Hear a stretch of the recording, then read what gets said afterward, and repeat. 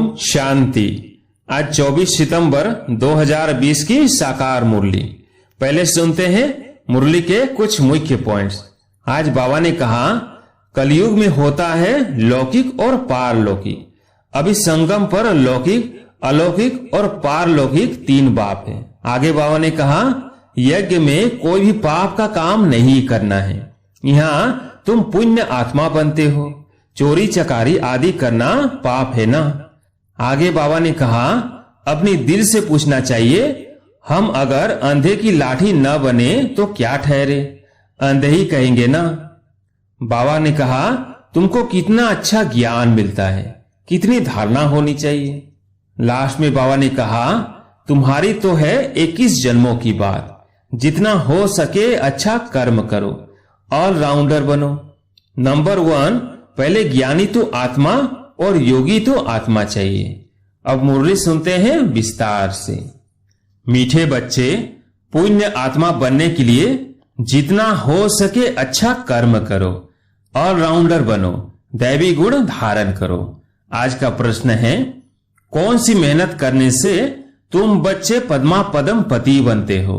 उत्तर, सबसे बड़ी मेहनत है क्रिमिनल आय को सिविल आय बनाना। आंखें ही बहुत धोखा देती हैं।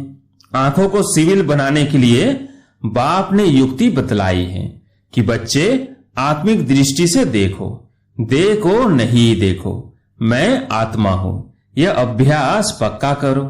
इसी मेहनत से तुम जन्म जन्मांतर के लिए पदमपति बन जाएंगे। गीत है धीरज धर मनुआ सुख के दिन आयो। ओम शांति। यह किसने कहा? शिव बाबा ने शरीर द्वारा कहा। कोई भी आत्मा शरीर बिगर बोल नहीं सकती। बाप भी शरीर में प्रवेश कर आत्माओं को समझाते हैं, बच्चे अभी तुम्हारा जिस्मानी कनेक्शन नहीं है, यह है रूहानी कनेक्शन। आत्मा को ज्ञान मिलता है परम पिता परमात्मा से। देहधारी जो भी हैं सब पढ़ रहे हैं। बाप को तो अपनी देह है नहीं, तो थोड़े टाइम के लिए इनका आधार लिया है।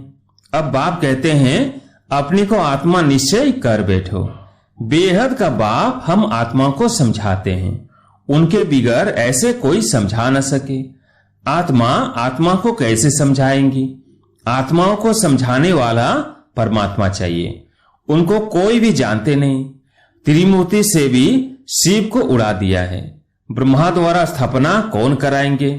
ब्रह्मा तो नई दुनिया का रचयिता नहीं है। बेहद का बाप रचयिता सबका एक ही शिव बाबा है। ब्रह्मा भी सिर्फ अभी तुम्हारा बाप है, फिर नहीं होगा। वहां तो लौकिक बाप ही होता है। कलयुग में होता है लौकिक और पारलौकिक। अभी संगम पर लौकिक, अलौकिक और पारलौकिक 3 बाप हैं। बाप कहते हैं सुख धाम में मुझे कोई याद ही नहीं करता। विश्व का मालिक बाप ने बनाया, फिर चिल्लाएंगे क्यों? वहां और कोई खंड नहीं होते, सिर्फ सूर्यवंशी ही होते हैं। चंद्रवंशी भी बाद में आते हैं। अब बाप कहते हैं बच्चे धीरज धरो, बाकी थोड़े दिन हैं। पुरुषार्थ अच्छी रीति करो। दैवी गुण धारण नहीं करेंगे तो पद भी भ्रष्ट हो जाएगा। यह बहुत बड़ी लॉटरी है। बैरिस्टर, सर्जन आदि बनना भी लॉटरी है ना। बहुत पैसा कमाते हैं, बहुतों पर हुक्म चलाते हैं। जो अच्छी रीति पढ़ते पढ़ाते हैं वो ऊंच पद पाएंगे। बाप को याद करने से विक्रम विनाश होंगे। बाप को भी घड़ी घड़ी भूल जाते हैं। माया याद भुला देती है, ज्ञान नहीं बुलाती है।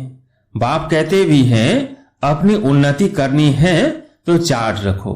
सारे दिन में कोई पाप कर्म तो नहीं किया, नहीं तो 100 गुना पाप बन जाएगा। यज्ञ की संभाल करने वाले बैठे, उनकी राय से करो। कहते भी हैं जो खिलाओ जहां बिठाओ, तो बाकी और आशाएं छोड़ देनी है, नहीं तो पाप बनता जाएगा। आत्मा पवित्र कैसे बनेगी? यज्ञ में कोई भी पाप का काम नहीं करना है, या तुम पुण्य आत्मा बनते हो। चोरी चकारी आदि करना पाप है ना। माया की प्रवेशता है, न योग में रह सकते न ज्ञान की धारणा करते हैं। अपनी दिल से पूछना चाहिए, हम अगर अंधे की लाठी न बने तो क्या ठहरे? अंधे ही कहेंगे ना। इस समय के लिए ही गाया हुआ है। धृतराष्ट्र के बच्चे, वह है रावण राज्य में, तुम हो संगम पर, राम राज्य में फिर सुख पाने वाले हो। परमपिता परमात्मा कैसे दुख देते हैं किसकी बुद्धि में नहीं आता। कितनी भी अच्छी रीति समझाओ फिर भी बुद्धि में नहीं बैठता। अपने को जब आत्मा समझे तब परमात्मा का ज्ञान भी समझ सके। आत्मा ही जैसा पुरुषार्थ करती है ऐसा बनती है। गायन भी है अंत काल जो स्त्री सिमरण। बाप कहते हैं जो मुझे याद करेंगे तो मेरे को पाएंगे, नहीं तो बहुत बहुत सजाएं खाकर आएंगे। सतयुग में भी नहीं, त्रेता के भी पिछाड़ी में आएंगे। सतयुग त्रेता को कहा जाता है ब्रह्मा का दीन। एक ब्राह्मण तो नहीं होगा, ब्रह्मा के तो बहुत बच्चे हैं ना। ब्राह्मणों का दिन फिर ब्राह्मणों की रात होगी। अभी बाप आए हैं रात से दिन बनाने, ब्राह्मण ही दिन में जाने के लिए तैयारी करते हैं। बाप कितना समझाते हैं, दैवी धर्म की स्थापना तो जरूर होनी ही है, कलयुग का विनाश भी जरूर होना है। जिनको कुछ भी अंदर में संशय होगा तो भाग जाएंगे। पहले निश्चय फिर संशय हो जाता है। यहां से मरकर फिर पुरानी दुनिया में जाकर जन्म लेते हैं, विनश्यंती हो जाते हैं। बाप की सीमत पर तो चलना पड़े ना। पॉइंट तो बहुत अच्छी अच्छी बच्चों को देते रहते हैं। पहले पहले तो समझाओ तुम आत्मा हो, देह नहीं तो लॉटरी सारी गुम हो जाएंगी। भल वहां राजा अथवा प्रजा सब सुखी रहते हैं, फिर भी पुरुषार्थ तो उच्च पद पाने का करना है ना।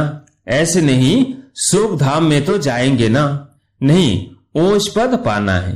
राजा बनने के लिए आए हो, ऐसे सियाने भी चाहिए।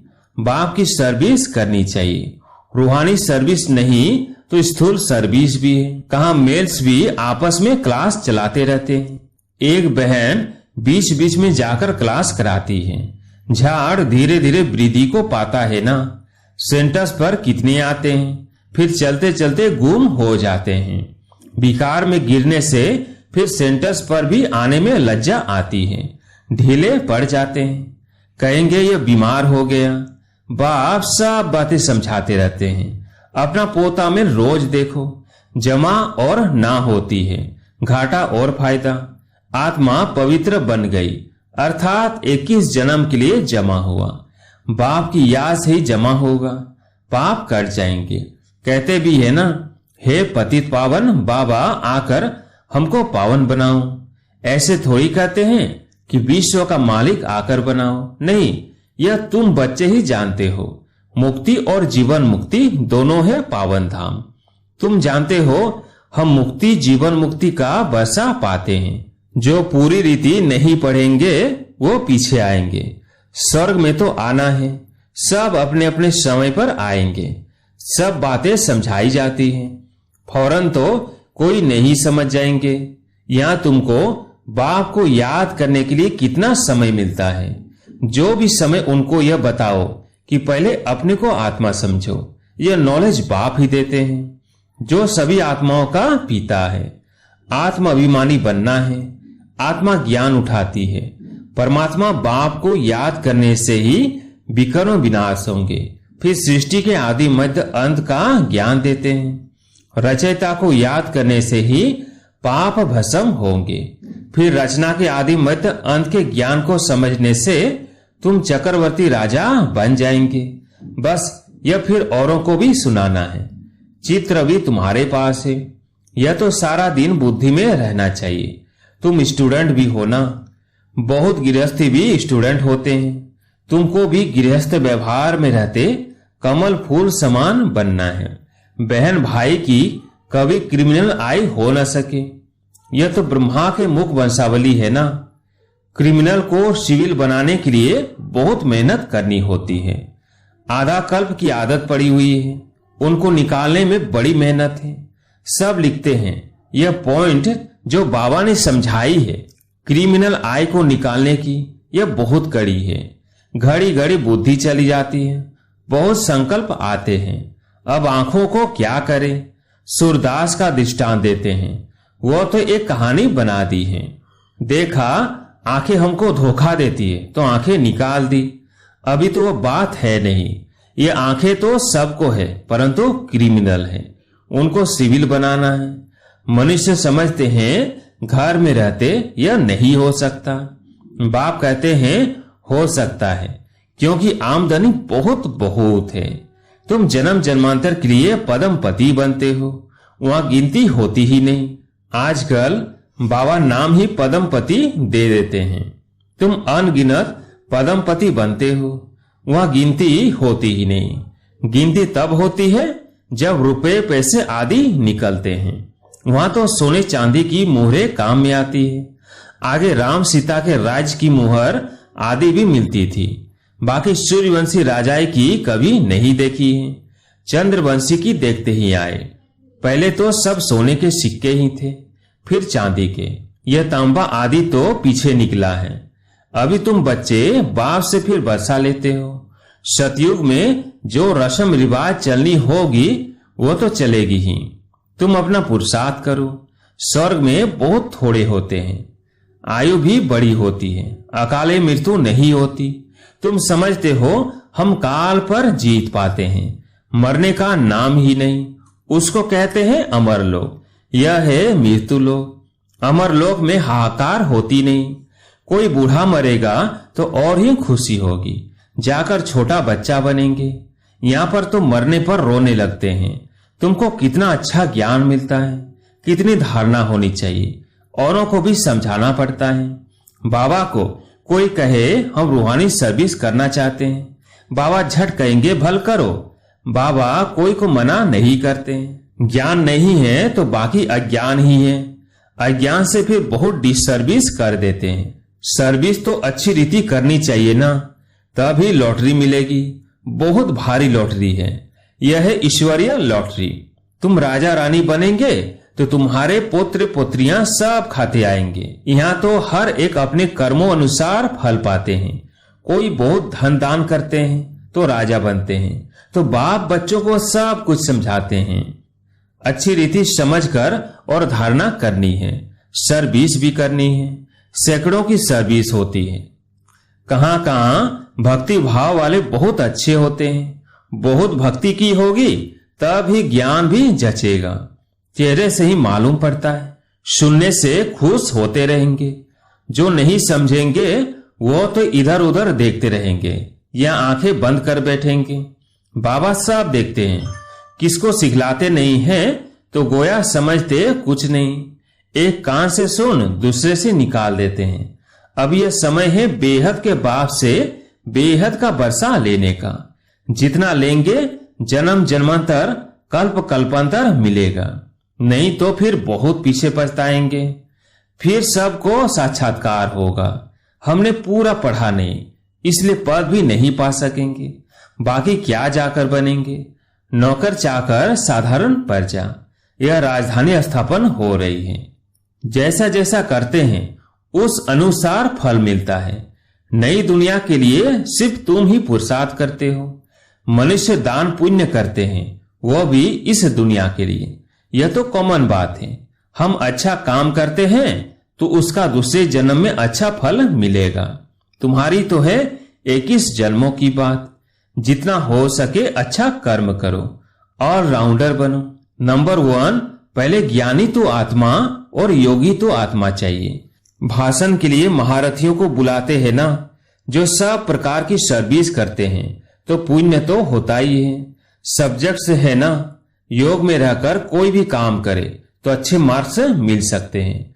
अपने दिल से पूछना चाहिए, हम सर्विस करते हैं या सिर्फ खाते हैं सोते हैं? यहाँ तो यह पढ़ाई है और कोई बात ही नहीं। तुम मनुष्य से देवता, नर से नारायण बनते हो। अमर कथा तिजरी की कथा है यही एक। मनुष्य तो सब झूठी कथाएं जाकर सुनते हैं। तीसरा नेत्र तो सिवाय बाप के कोई दे न सके। अभी तुमको तीसरा नेत्र मिला है, जिससे तुम सृष्टि के आदि मध्य अंत को जानते हो। इस पढ़ाई में कुमार कुमारियों को बहुत तीखा जाना चाहिए। चित्र भी है, कोई से पूछना चाहिए गीता का भगवान कौन है। मुख्य बात ही यह है, भगवान तो एक ही होता है जिससे वर्षा मिलता है। मुक्ति धाम का। हम वहां रहने वाले हैं, यहाँ आए हैं पाठ बजाने। अब पावन कैसे बने? पतित पावन तो एक ही बाप है। आगे चलकर तुम बच्चों की अवस्था भी बहुत अच्छी हो जाएगी। बाप किस्म किस्म से समझानी देते रहते हैं। एक तो बाप को याद करना है तो जन्म जन्मांतर के पाप मिट जाएंगे। अपनी दिल से पूछना है हम कितना याद करते हैं। चार्ट रखना अच्छा है, अपनी उन्नति करो, अपने ऊपर रहम कर अपनी चलन देखते रहो। अगर हम भूले करते रहेंगे तो रजिस्टर खराब हो जाएगा। इसमें दैवी चलन होनी चाहिए। गायन भी है ना, जो खिलाएंगे, जहां बिठाएंगे, जो डायरेक्शन देंगे वो करेंगे। डायरेक्शन तो जरूर तन द्वारा देंगे ना। गेटवे टू स्वर्ग, यह अक्षर अच्छा है। यह द्वार है स्वर्ग जाने का। अच्छा, मीठे मीठे सिकिल्दे बच्चों प्रति माता पिता बाप दादा का याद प्यार और गुड मॉर्निंग।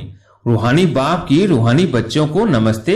हम रूहानी बच्चों की रूहानी बाप दादा को याद प्यार गुड मॉर्निंग नमस्ते नमस्ते।